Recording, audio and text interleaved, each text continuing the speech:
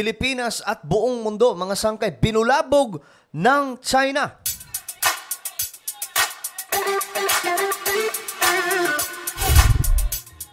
Magandang oras po sa lahat ng ating mga kababayan, lalong-lalo na po yung mga solid sangkay na palagi pong nanonood dito sa ating channel. Anyway, bago po tayo magsimula, pakisubscribe po yung ating YouTube channel.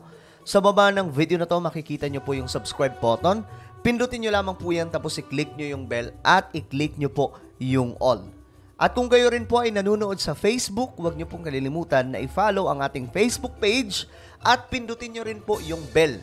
I-all nyo rin po yan, mga sangkay. Okay? Makikita nyo po yan sa bandang taas ng video, yung bell. Okay guys, eto na nga po mga sangkay ang balita. Tungkol po sa ginawa ng China nakaraan lamang na kung saan buong mundo nagambala, nabulabog. Mukhang masisira na po lalo ang China nito. Tingnan po natin. Ni Pangulong Bongbong Marcos. Kinundina ni Pangulong Bongbong Marcos at ng iba pang opisyal ng bansa ang mga panibagong insidente ng pambobomba ng tubig ng China sa mga barko ng Pilipinas sa West Philippine Sea. Guys, ito po yung bago mga sangkay. Baka isipin nyo yung nakaraan to. Ito po yung bago na ginawa ng China. Matindi po ito ngayon mga sangkay. Hindi po ito ordinaryong panggigipit lamang, kundi pagpapakita na po ito ng puwersa talaga ng China. Ayon sa Pangulo, lalo lang tumibay ang determinasyon ng Pilipinas na depensahan ang ating sovereignty. Yan. Makikita nyo Dalawa pong barko yan. Tingnan nyo, nagtutulong mga sangkay, mga malalaking barko ng China. Ganyan po tratuhin ng China dyan sa West Philippine Sea. At karapatan sa West Philippine Sea. Binigyan diin ng Pangulo na ang Ayungin Shoal ay bahagi ng Exclusive Economic Zone ng Pilipinas habang ang Baho de Masinloc ay bahagi ng teritoryo ng Pilipinas. Inimok naman ni Senate President Juan Miguel Zubiri ang... So ito ang sinabi ng presidente natin, sa ginawa ng China, lalo lamang po nagtulak ito sa gobyerno ng ating bansa na depensahan ang ating teritoryo. Dapat nga noon pa ito mga sangkay. Ngayon kasi, nakapasok na po ang China Nandyan na po sila. Pero kung noon pa po ito nababantayan ng Pilipinas, yung mga nauna pang presidente after Marcos, hindi po tayo namumroblema ng ganito, di ba? Pangulo na pabalikin na sa China si Ambassador Wang Xilian. Ayan na. Itong si Senate President, dahil nga po buong bansa natin nabulabog sa ginawa ng China. Ngayon lamang, biruin mo, ang ginawa nila, pinagtulungan po nila yung mga barko natin. Tapos, yung bago mga sangkay, pinalibutan din po yung mga barko natin kasi sinubukan pa po nila mamigay ng mamigay ng regalo sa mga militar na nagbabantay sa ating teritoryo. Ngunit, nung papunta na po sila mga sangkay, ayun na nga po, hinarang sila. Ngayon, binomba ng tubig, pinalibutan, kung ano-ano pang ginawa. Mas matindi po itong pangyayari kaysa sa mga nauna. Ngayon, itong si Juan Miguel Zubiri, na nanawagan na po kay BBM, sa presidente natin, na ibalik na itong ambassador ng China sa kanilang bansa. Kaya nga lang, ito lamang, no? Ito yung realidad. Maraming Pilipino rin ang nasa China. Pag ginawa natin yan, baka pauwiin din ang mga yan. Kaya kailangan po talaga ng mas maayos. Hindi ko alam paano ang tamang dito mga sangkay, argumento at tamang solusyon. Kasi kapag pinauwi yan, kamusta yung mga kababayan po natin? Pag pinauwi itong Chinese ambassador, maraming nasa China. Pero, mayroon din naman mga Chinese na nasa Pilipinas. Marami-rami din po yun. Mga nagnenegosyo, di ba?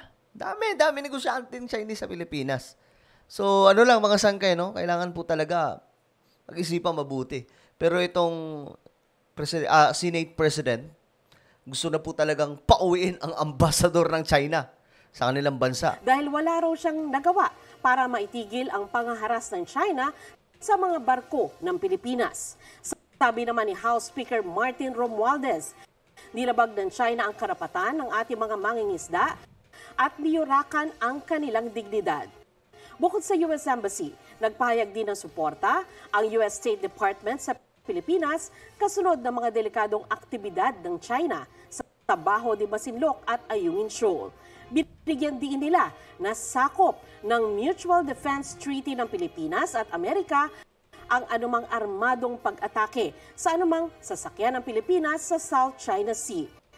Kabilang ang mga barko ng PCG.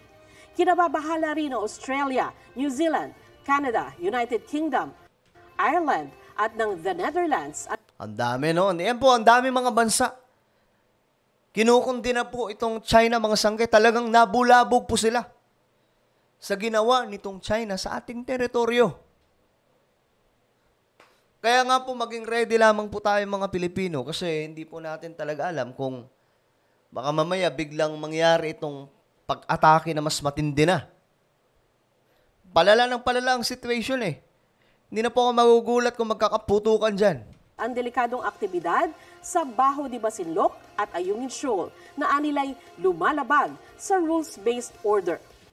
Nanawagan sila na sundin ang United Nations Convention on the Law of the Sea o UNCLOS at 2016 arbitral ruling.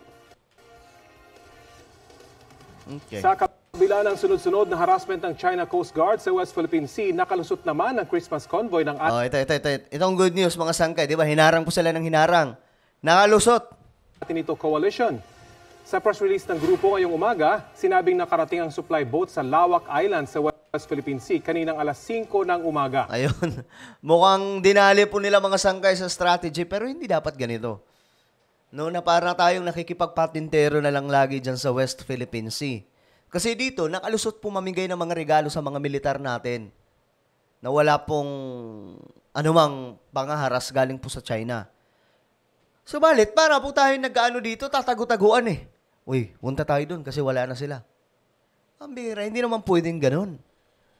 Kailangan po talaga magpadala na dyan na mas marami pang militar ang Pilipinas para po nang sa ganun hindi po tayo maiipit ng ganito mga sangkay na kagaya na lamang po neto para po tayong pinagmumukhang mga kuting eh. Ito mong nangyari, pinalibutan, sinundan, no choice, inabort yung mission nila. Hindi tinuloy. Yan po ang nangyayari. So, hindi pwedeng makikipagpatentero na lamang po tayo lagi sa China. Kailangan, hindi ko alam, hindi naman tayo expert pagdating sa mga pulisiya international, pagdating po sa mga ganyan, but sana po mabigyan po ng solusyon ito. Nasa proseso na raw sila ng pagbaba ng mga donasyon at supplies para sa mga sundalong Pinoy na naroroon. Unang inianunsyo kahapon na abort mission o babalik na lang ang civilian supply boat dahil sa pagbuntot at panggigipit sa convoy ng mga barko ng China. Di ba? Pero hindi na po sana ganito lagi. Dapat may maano tayong solution dyan. Kasi nabubulabog na po ngayon ang Pilipinas eh. At buong mundo hindi na po biro kasi ang ginagawa ng China. Patindi na po ng patindi. Kumbaga nagle-level up. Every time po na may aksyon ang Pilipinas, may ginagawa naman po itong China. Yun ang rason mga sangkay na kailangan hindi po tayo pakampante. Ini-invade po ng China ang West Philippine Sea. And I'm sure, ang Vietnam na isa pa sa mga gumagawa ng kalokohan dyan sa West Philippine Sea, malamang parehas po ito sila mga sangkay, hindi nagugustuhan ng parehas na ginagawa. Remember, Vietnam po ang may pinakamaraming nakuha dyan sa West Philippine Sea. Pangalawa lamang po itong China. So, pero itong dalawang to, aggressive po talaga. Gusto nilang ma-invade itong buong West Philippine Sea. So, hindi po dapat mga sangkay baliwalain ito ng marami sa ating mga kababayan, lahat po ng mga opisyal ng Pilipinas. Dahil ang mangyayari dyan talaga, lalala po ng lalala ang situation. Hindi ko alam kung anong magiging aksyon dito ng Pilipinas, pero sana magawan po ito ng mas mainit-init na hakbang nang sa ganun. Hindi po tayo gawing kuting nitong mga Chinese. Ang bihira naman. So ano po ang inyong komento tungkol po dito? Just comment down below. Now guys, I invite you please subscribe my YouTube channel, Sangkay Revelation. Hanapin niyo po ito sa YouTube. Then click the subscribe, click the bell, and click all. Okay? Lalo na po sa mga born-again Christians kasi nag-upload po tayo dito ng mga makabuluhang topic. Okay, God bless everyone. Ingat po ang lahat.